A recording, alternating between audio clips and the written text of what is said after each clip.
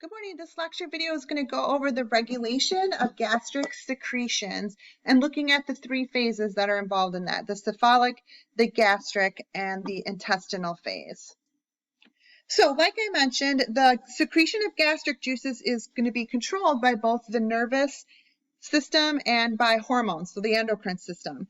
Stimuli in the brain, in the stomach, and the small intestines are going to either activate or inhibit gastric juice production. And this is why the three phases of gastric secretions are called the cephalic, gastric, and intestinal phases.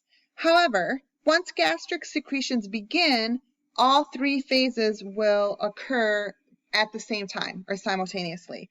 So if we start here with the cephalic phase of gastric secretion, this is a relatively brief stage and it takes place before food even enters the stomach. So the smell, the taste, the sight, or the thought of food is going to trigger this phase, right? Like I'm just dreaming right now of a big, huge hot fudge sundae, right? I'm triggering that cephalic phase.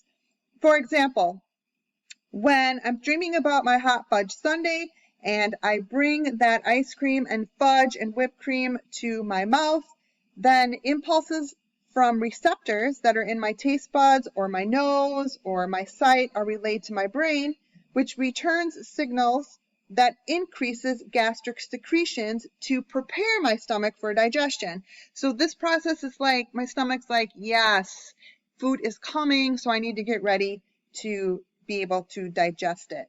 So this is going to involve enhanced secretion. It's considered a conditioned reflex, which means that it only occurs if you like or want a particular food. So like this process won't occur, for instance, if someone puts a Brussels sprout in front of my face because it's not something that I want to eat. It's not going to trigger this response. So conditioned response in the idea that it will only be triggered if it's a food that I want. Hot fudge sundae, yes. Okay. If you have depression, oftentimes, or a loss of an appetite, or again, a food in front of you that you absolutely despise. My father hates yellow squash. It drives him crazy. This is actually going to inhibit or suppress that cephalic phase, in which case then the stomach will not start to get ready. So after that cephalic phase, and again, this is a really short phase, we go into the gastric phase. And this phase lasts about 3 to 4 hours. It's going to be set in motion by local neural and hormonal mechanisms that are going to be triggered by the entry of food into the stomach. So I've taken my hot fudge sundae, I've put it in my mouth, chewed it up, swallowed it. It's gone down to my esophagus, and now it's entering into my stomach. When it enters into my stomach, it's going to cause my stomach to bulge, or in biology we would call that distension. And this bulging or distension is going to activate stretch receptors, right? Because I'm putting something in there. And those stretch receptors then are going to stimulate the parasympathetic nervous system to release acetylcholine. We've heard, acetylcholine does so many different things, and here's just another role that it has. And that acetylcholine is going to cause an increase in the secretion of gastric juices. So we're going to start producing a lot more gastric juices.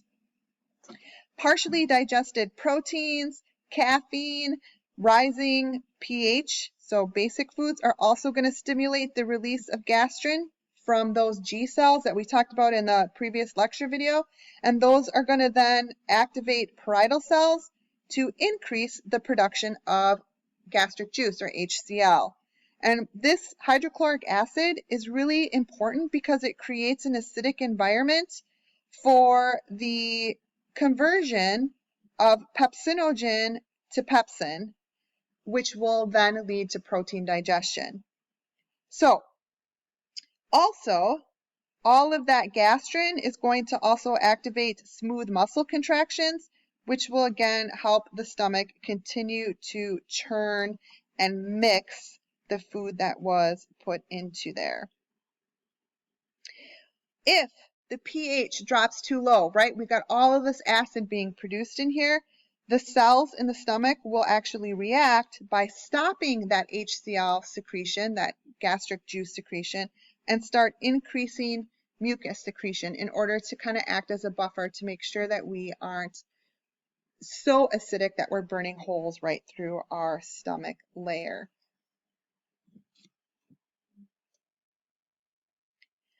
The next and final phase then of gastric regulation is going to be the intestinal phase, and this has both an excitatory and an inhibitory element to it. The duodenum, so that first section of the small intestines, is going to play a really important role in regulating the stomach and its emptying. So when a partially digested food comes in to the duodenum, then those intestinal mucosal cells are going to release a hormone called intestinal gastrin, or enteric gastrin sometimes it's called, and that's going to further excite or stimulate gastric juice secretions. And this stimulatory activity then it's very short. It doesn't last very long. But when the intestine, descends with the chyme that's in there, so again, when it stretches, the enterogastric reflex is going to actually stop secretions. And one of the effects of this reflex is to close the pyloric sphincter, which is going to block any additional chyme from entering into the duodenum. So basically, it's going to, intestinal gastrin will briefly stimulate the stomach, but then it's going to ultimately inhibit gastric secretions and gastric motility while the duodenum processes the chyme that's already in it. So it's almost like pausing the cycle just a bit so that the duodenum has enough time to do what it needs to do to the food that's in there before more food comes in and pushes through. Because as the food moves through that duodenum, it's a very slow process in order to make sure that we are able to absorb out all of the nutrients that exist. Now, one of the problems that the body has in terms of these gastric juices is that they are very, very acidic, right? So the mucosa lining of the stomach then is exposed to these really acidic acids from the gastric juices. And so gastric enzymes that can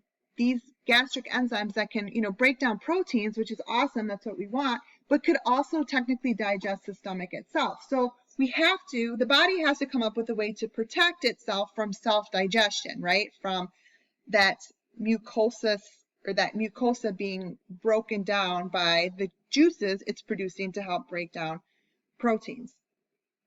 So this is done through the mucosal barrier. And the mucosal barrier is a barrier that has a couple different components to it.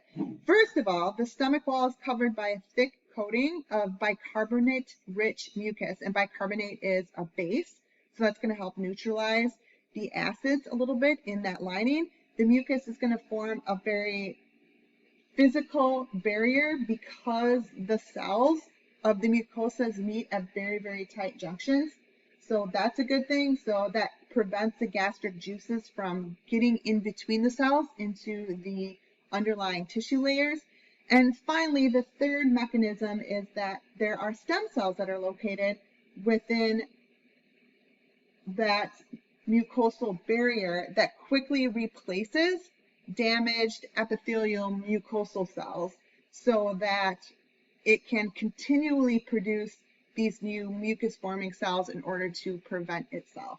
So when the mucosal barrier fails, that is going to be what happens oftentimes when an ulcer occurs. Also, when talking about heartburn, that's going to be a situation where this mucosal barrier doesn't work that well, and in its job of protecting the stomach from all of the acid that's created during these different phases.